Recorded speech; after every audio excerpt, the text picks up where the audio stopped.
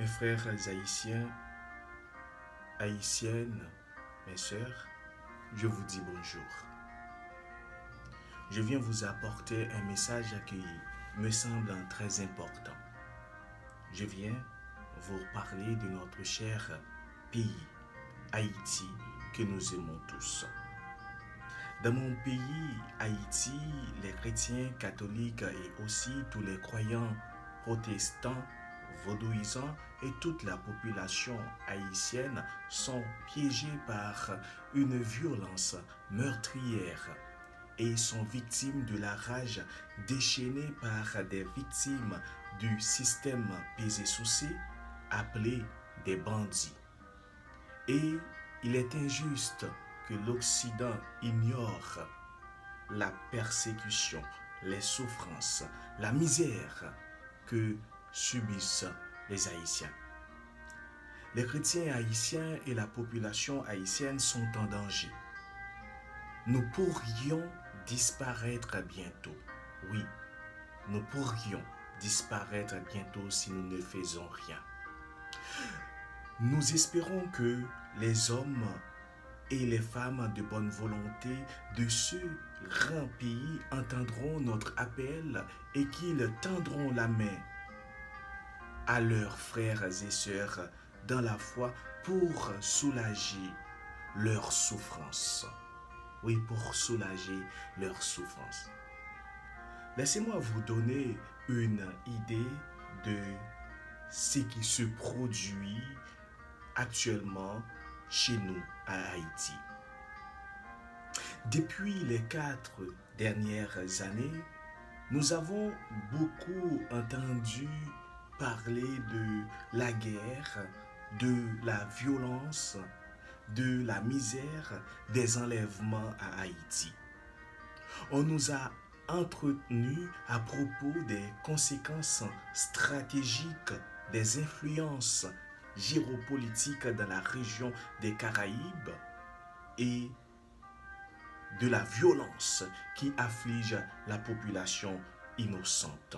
La population innocente, c'est la population haïtienne. Loin de moi l'intention de minimiser les enjeux politiques de ce qui se produit dans mon pays actuellement. Mais je dois cependant attirer l'attention sur le sort des chrétiens qui sont kidnappés, violés, assassinés dans l'église, prisonniers de cette turbulence. Le plus important pour l'Église, l'Église haïtienne, l'Église universelle, c'est que la paix soit restaurée. Oui, que la paix soit restaurée à Haïti. Et que, à travers la paix, une démocratie pluraliste et non confessionnelle soit établie, garantissant à tous les Haïtiens sans distinction, le droit conféré par Dieu de s'épanouir en tant que citoyens à part entière dans le pays où ils sont nés et où leurs ancêtres reposent. Mes frères et sœurs, haïtiens, haïtiennes, les réalités dans mon pays sont complexes et plusieurs nuances historiques, sociales et politiques sont imbriquées. Laissez-moi aborder l'un des problèmes fondamentaux qui tourmentent nos fidèles et nos compatriotes haïtiens où les leaders chrétiens appellent sans cesse à la réconciliation et à la paix, alors que quelques radicaux politiques en appellent au banditisme et à l'exclusion, une forme de terreur dont tous les Haïtiens sont la cible. Oui, tous les Haïtiens sont concernés. Nos frères haïtiens ont peur de quitter leur domicile. Ils évitent de sortir des villes ou des villages. Et lorsqu'ils le font, c'est seulement pour déménager dans d'autres zones où ils espèrent trouver un refuge sécuritaire.